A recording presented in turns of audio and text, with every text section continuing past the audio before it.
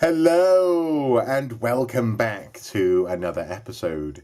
Now this morning I really want to try out a game called the Stanley Parable. This is actually a computer game that was recommended to me months ago, and I played a bit of the demo. I quite liked what I saw, but I didn't want to spoil the game, and so I waited until I had a spare £10 that I wanted to spend on this game, and now I have done that. And so this morning I'd like to try out the Stanley Parable with you. Now the Stanley Parable is an interesting PC computer game. I bought it from Steam because it is a game that's expressly about deconstructing the tropes and the standards and even the sort of the psychology of what it is that you're doing when you're playing a computer game. And this is actually reflected, for example, in the start menu. So we have, you are playing the Stanley Parable. It is a game that's self-consciously a game. You are playing this game. And you have the start screen reflected on a screen on Stanley's desk, presumably, which itself is reflected on a screen, which itself is reflected on a screen forever. And this is part of, I think, this whole aim of the game is to make you think about what it is to play a computer game, how that relates to reality, and how it is that actually you, as a gamer, are trained and have been trained. I have been trained over 25 years at least of playing computer games to think in a certain way. And so that's what we're going to be taking a look at today. So we're going to begin the game and see what happens. Now, one of the reasons why I enjoy this sort of idea is because it's also connected with, for example, my profession. As an archaeologist, I do an awful lot of thinking about why it is that we live the way we do, how it is that technology, for example, changes, why it is that certain standards in society are encouraged, and other things are taboo. You know, these are all, in that sense, arbitrary choices, but we sort of choose to adhere to them as humans, and the same in that sense applies to computer games. This is the story of a man named Stanley. Stanley worked for a company in a big building where he was employee number 427. Oh. Employee number 427's job was simple.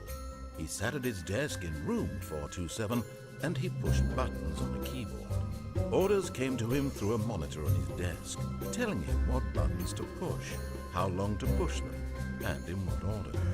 This is what employee 427 did every day of every month of every year. And although others might have considered it soul-rending, Stanley relished every moment that the orders came in, as though he had been made exactly for this job. And Stanley was happy. You see, now, that's something that's... And then one day, something very peculiar happened.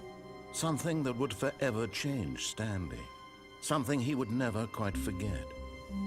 He had been at his desk for nearly an hour when he realized that not one single order had arrived on the monitor for him to follow. No one had showed up to give him instructions, call a meeting, or even say hi. Never in all his years at the company had this happened, this complete isolation. Something was very clearly wrong. Shocked, frozen solid, Stanley found himself unable to move for the longest time. But as he came to his wits and regained his senses, he got up from his desk and stepped out of his office. Now this is really cool, because in essence, I have thought about this. I used to think about this when I was a kid, that really that's all a computer game is an input of buttons in a certain order. I often used to wonder whether or not you could train a computer, for example, to beat the first level of Sonic the Hedgehog on a Mega Drive if you gave it the right, the manipulators to use a gamepad, or I suppose you could bypass the gamepad entirely, just give it the right electronic inputs. This is immediately a criticism, as it were, or an examination of what it is we're doing when we're playing computer games. We're pushing buttons based on input, based on instructions, and here we are, instructionless. Anyway.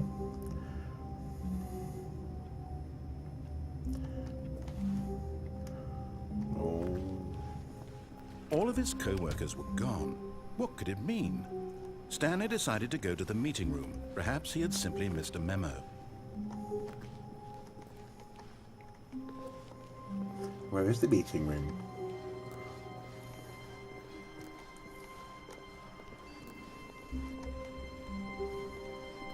When Stanley came to a set of 2 open doors, he entered the door on his left.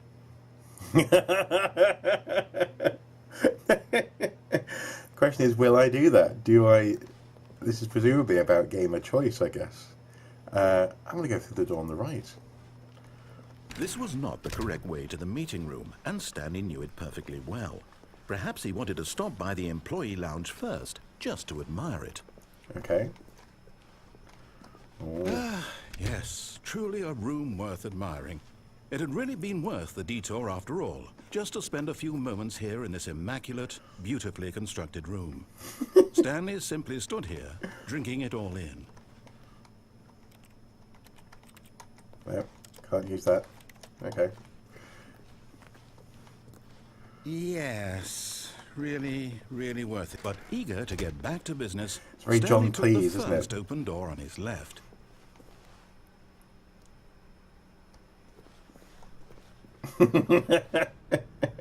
Stanley was so bad at following directions, it's incredible he wasn't 5 years ago.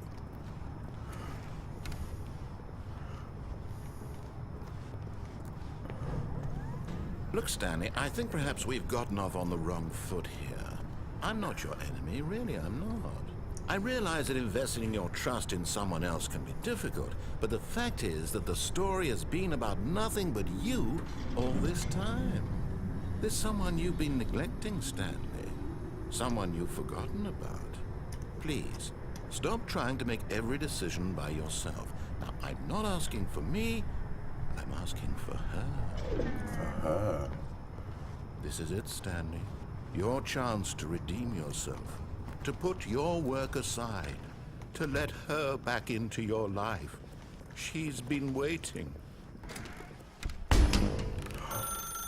That's her, Stanley. You need to be the one to do this.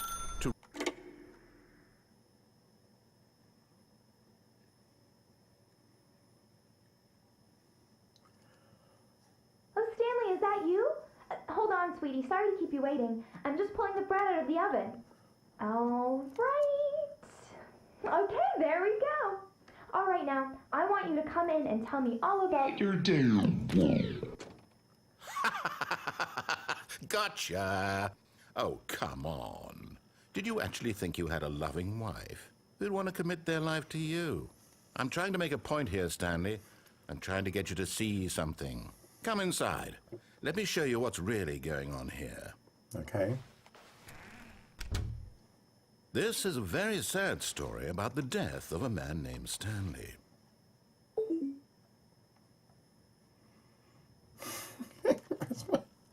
Stanley is quite a boring fellow. He has a job that demands nothing of him, and every button that he pushes is a reminder of the inconsequential nature of his existence.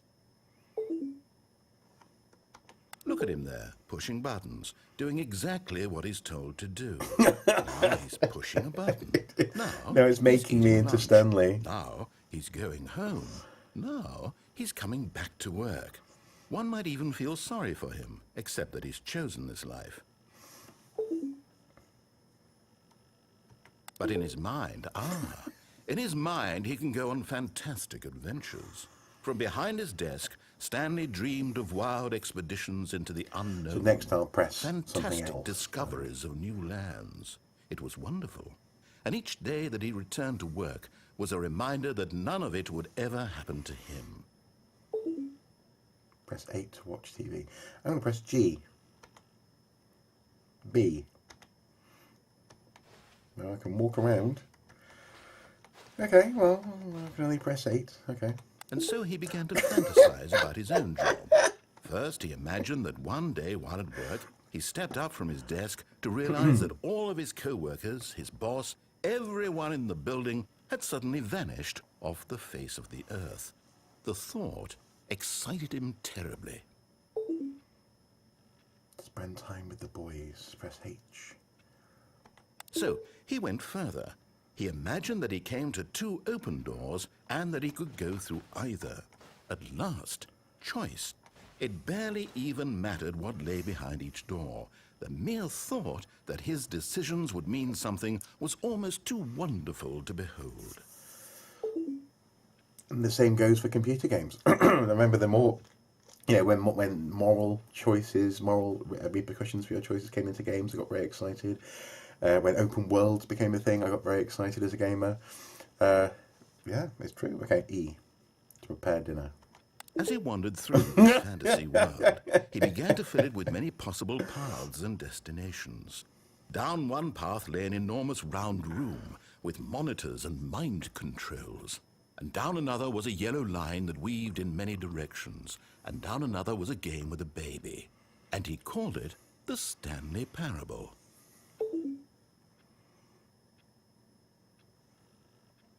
Okay. It was such a wonderful fantasy, and so in his head he relived it again, and then again, and again, over and over, wishing beyond hope that it would never end, that he might always feel this free. Surely there's an answer down some new path, mustn't there be? Perhaps if he played just one more time. What's also interesting is that I'm essentially being punished for not doing what the game designer wants me to do, and this is an explicit version of that. But in other computer games, there are invisible walls, for example. There are arbitrary death states, repercussions for your actions that go outside of the intended game design. And here, I'm being very explicitly drawn out through an element of punishment for not going along with the narrative. It's interesting. Okay, tell my wife I love her. E. But there is no answer. How could there possibly be? In reality, all he's doing is pushing the same buttons he always has. They're putting me Nothing back has in the office, changed. aren't they? The longer he spends here, the more invested he gets, the more he forgets which life is the real one. Cue to go to sleep, okay. And I'm trying to tell him this, that in this world he can never be anything but an observer, that as long as he remains here, he's slowly killing himself. But he won't listen to me. He won't stop. Here, watch this. Stanley, the next time the screen asks you to push a button, do not do it.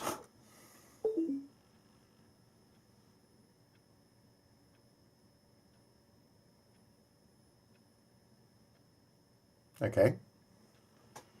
I can not do it. Yeah.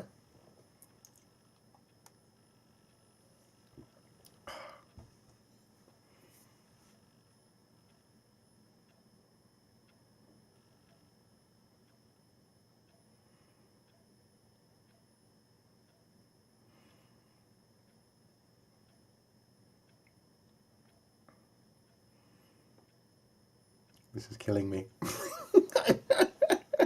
Because I'm playing a computer game, I should be pushing buttons, shouldn't I? Oh, again, this is very clever stuff. Okay.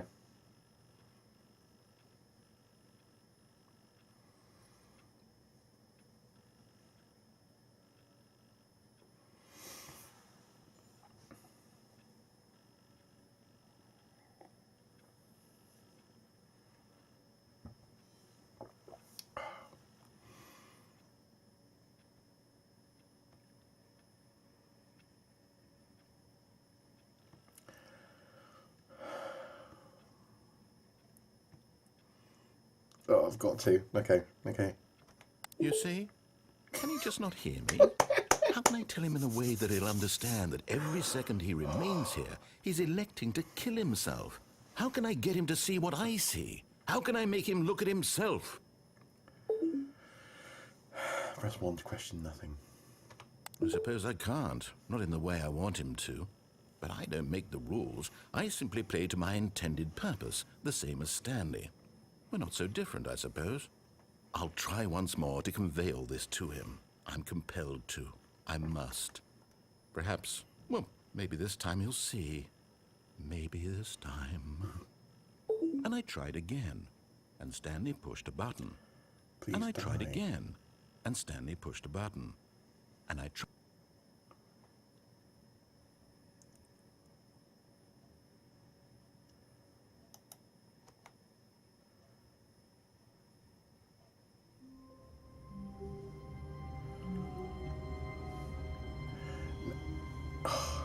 This is why I love games like Eternal Darkness, games that just play with your expectations as you're playing a computer game. It's just okay. All of his co-workers were gone. What could it mean? Stanley decided to go to the meeting room. Perhaps he had simply missed a memo. Okay.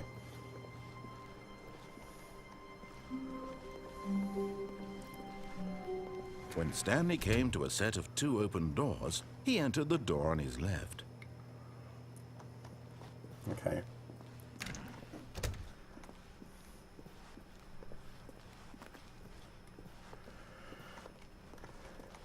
Yet there was not a single person here either. Feeling a wave of disbelief, Stanley decided to go up to his boss's office, hoping he might find an answer there. Do not alter without consulting whiteboard manager. Tomorrow, complete today's unfinished agenda ideas. Write next day's agenda. Reflect.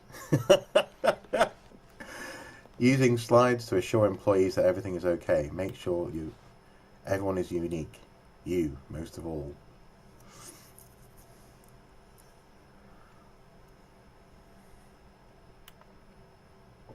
Number of slides on this slide.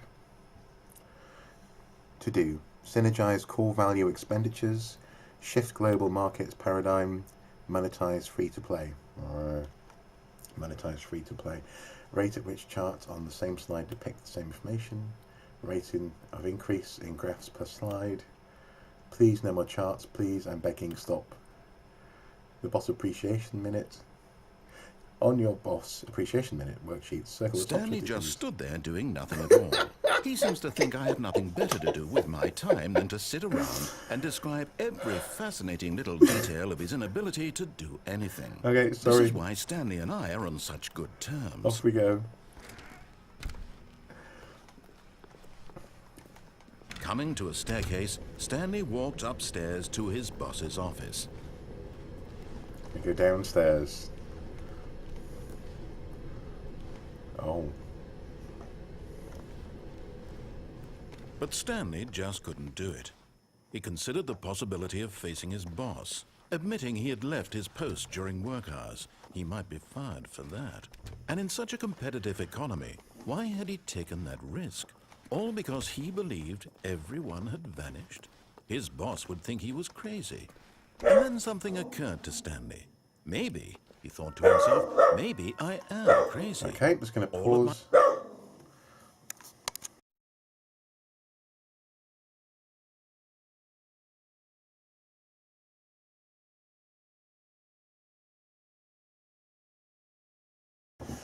Oh man, that was the postman, and the dog did not like that. The dog never likes the postman coming to the door. Anyway, let's continue. My co-workers blinking mysteriously out of existence in a single moment for no reason at all. None of it made any logical sense. And as Stanley pondered this, he began to make other strange observations. Back at the car. For example, why couldn't he see his feet when he looked down? Why did doors close automatically behind him wherever he went? And for that matter, these rooms were starting to look pretty familiar. Were they simply repeating? This is exactly... No, Stanley said to himself, this is all too strange. This can't be real. And at last, he came to the conclusion that had been on the tip of his tongue. He just hadn't found the words for it. I'm dreaming, he yelled. This is all a dream. Oh, what a relief Stanley felt to have finally found an answer, an explanation. His co-workers weren't actually gone. He wasn't going to lose his job. He wasn't crazy after all. And he thought to himself, I suppose I'll wake up soon. I'll have to go back to my boring real-life job pushing buttons. I may as well enjoy this while I'm still lucid. So, he imagined himself flying and began to gently float above the ground. Oh. Then he imagined himself soaring through space on a magical starfield, and it too appeared. It was so much fun, and Stanley marveled that he had still not woken up. How was he remaining so lucid?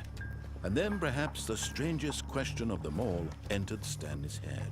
One he was amazed he hadn't asked himself sooner. Why is there a voice in my head dictating everything that I'm doing and thinking? Now the voice was describing itself being considered by Stanley, who found it particularly strange. I'm dreaming about a voice describing me, thinking about how it's describing my thoughts, he thought. And while he thought it all very odd and wondered if this voice spoke to all people in their dreams, the truth was that, of course, this was not a dream. How could it be? Was Stanley simply deceiving himself, believing that if he's asleep, he doesn't have to take responsibility for himself? Stanley is as awake right now as he's ever been in his life. Now, hearing the voice speak these words was quite a shock to Stanley. After all, he knew for certain, beyond a doubt, that this was in fact a dream. Did the voice not see him float and make the magical stars just a moment ago? How else would the voice explain all that? This voice was a part of himself too. Surely, if he could just... He would prove it. He would prove that he was in control, that this was a dream. So he closed his eyes gently, and he invited himself to wake up. He felt the cool weight of the blanket on his skin, the press of the mattress on his back, the fresh air of a world outside this one. Let me wake up, he thought to himself. I'm through with this dream. I wish it to be over. Let me go back to my job. Let me continue pushing the buttons. Please, it's all I want. I want my apartment and my wife and my job. All I want is my life exactly the way it's always been. My life is normal. I am normal. Everything will be fine. I am okay. No, I've definitely done that before. I've definitely looked down in the first-person shooter and seen there's no legs. And it's interesting. Stanley began screaming. Please, someone, wake me up. My name is Stanley. I have a boss. I have an office. I am real. Please, just someone tell me I am real. I must be real. I must be. Can anyone hear my voice? Who am I? Who am I? And everything went black. It's playing with the thoughts that... This is the story of a woman named Mariella. What? Mariella woke up on a day like any other. She arose, got dressed, gathered her belongings, and walked to her place of work. But on this particular day, her walk was interrupted by the body of a man who had stumbled through town talking and screaming to himself, and then collapsed dead on the sidewalk. And although she would soon turn to go call for an ambulance, for just a few brief moments, she considered the strange man. He was obviously crazy. This much she knew. Everyone knows what crazy people look like. Crazy for questioning reality. Moment, she thought to herself how lucky she was to be normal. I am sane. I am in control of my mind. I know what is real and what isn't. It was comforting to think this, and in a certain way, seeing this man made her feel better. But then she remembered the meeting she had scheduled for that day. The very important people whose impressions of her would affect her career, and by extension, the rest of her life. She had no time for this, so it was only a moment that she stood there, staring down at the body. And then she turned and ran.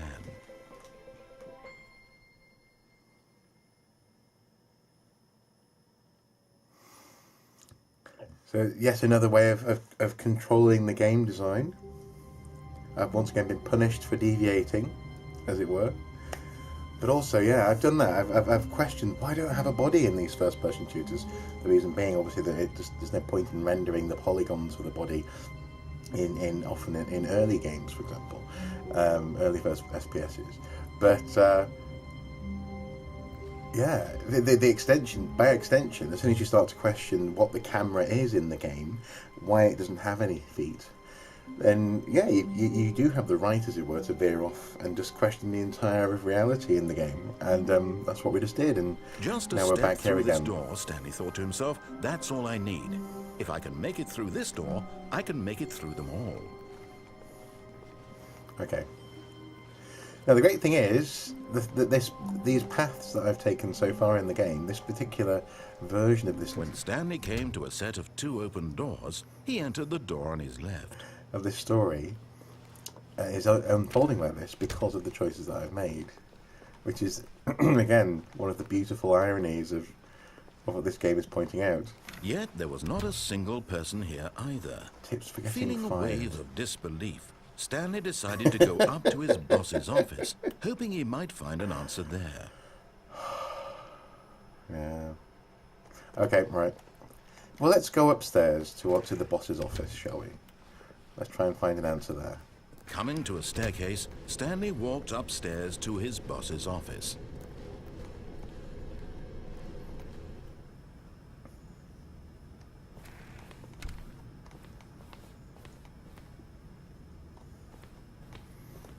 What is this door? Executive bathroom.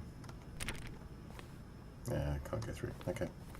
A wood-panelled boss's office. How very quaint. Okay. Stepping into his manager's office, Stanley was once again stunned to discover not an indication of any human life. Shocked, unraveled, Stanley wondered in disbelief who orchestrated this. What dark secret was being held from him? What he could not have known was that the keypad behind the boss's desk guarded the terrible truth that his boss had been keeping from him. And so the boss had assigned it an extra secret PIN number, 2845. But of course, Stanley couldn't possibly have known this.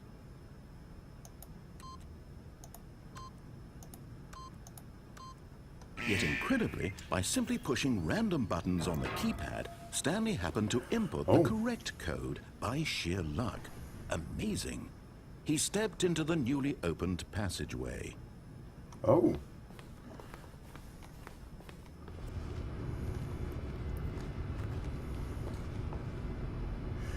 Playing there as well with gamer knowledge. How do we, the fact that the answer is always very close to the problem, frequently in computer games at least. Which is not like real life.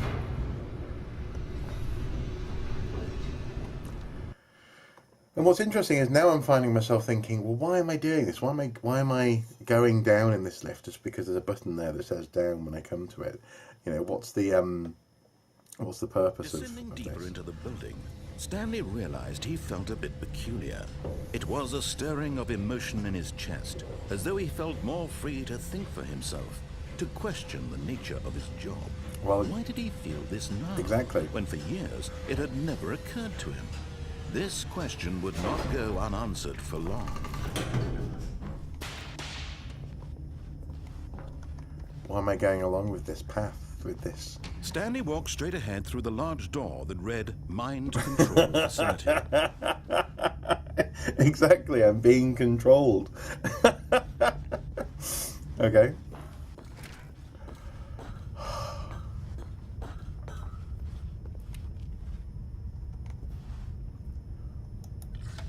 The lights rose on an enormous room packed with television screens. What horrible secret did this place hold? Stanley thought to himself. Did he have the strength to find out? Yeah, okay, I'll go this way.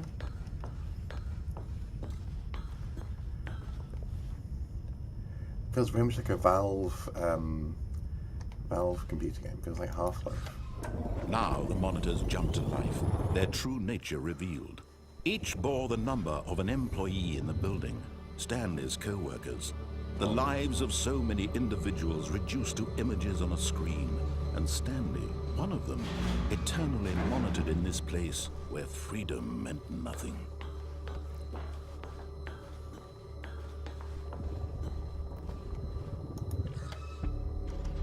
This mind control facility, it was too horrible to believe. It couldn't be true.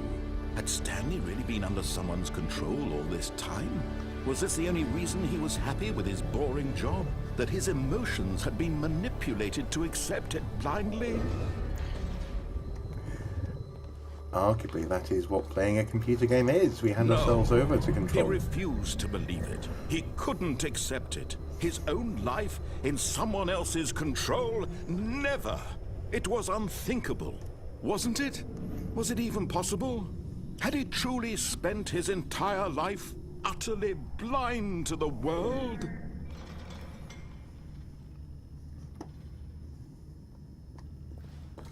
But here was the proof, the heart of the operation. controls labeled with emotions, happy or sad or content, walking, eating, working, all of it monitored and commanded from this very place.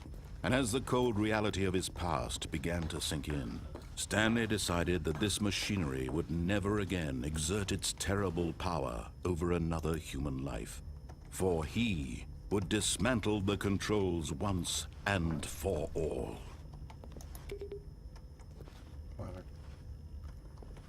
Okay. Mind controls idle, awaiting input. Well, let's get rid of the, let's do what the game is telling me to do. Okay. And when at last he found the source of the room's power, he knew it was his duty, his obligation, to put an end to this horrible place and to everything it stood for.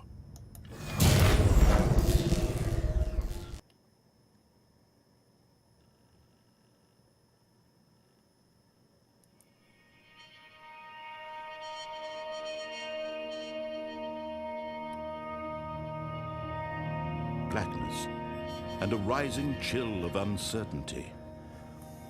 Yeah. Was it over?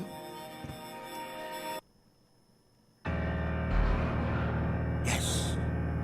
He had won. He had defeated the machine, unshackled himself from someone else's command. Freedom was mere moments away. And yet, even as the immense door slowly opened, Stanley reflected on how many puzzles still lay unsolved. Where had his co-workers gone? How had he been freed from the machine's grasp? What other mysteries did this strange building hold? But as sunlight streamed into the chamber, he realized none of this mattered to him, for it was not knowledge or even power that he had been seeking, but happiness. Perhaps his goal had not been to understand, but to let go. No longer would anyone tell him where to go, what to do, or how to feel. Whatever life he lives, it will be his. And that was all he needed to know. It was perhaps the only thing worth knowing. Stanley stepped through the open door.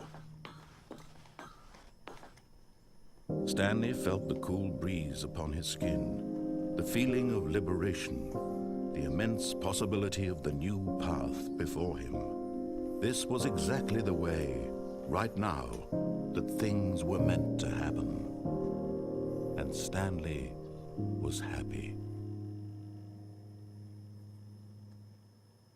Reminds me of the end of Portal 2, for example. Achievement unlocked, beat the game. Isn't that interesting? And I think we'll leave it there for this video. But this, my friends, is exactly what I hoped it would be. I mean, obviously there are other ways to go through. There are paths I didn't go down. There are whole ways of exploring the possibilities in this game, and also actually, frankly, some of the stuff in the demo, which is very pleasing, like stuff to do with the arbitrary constructs that we have in games like blow-up barrels and teleportation and all this kind of thing. And this idea of a computer game as a mind control device is really interesting as well. I love this. I absolutely do, and I can't wait to explore it more.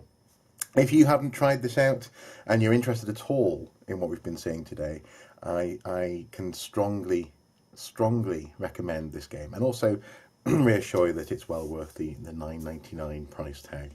The controls are very simple. It's basically a mouse click for interacting, and WASD for walking around, and obviously the button prompts that we got on screen. It's brilliant. Yeah, I'm going to play some more right now. I'm going to play some more, then I'm going to edit this video. As ever, guys, until next time, do take care. Bye-bye.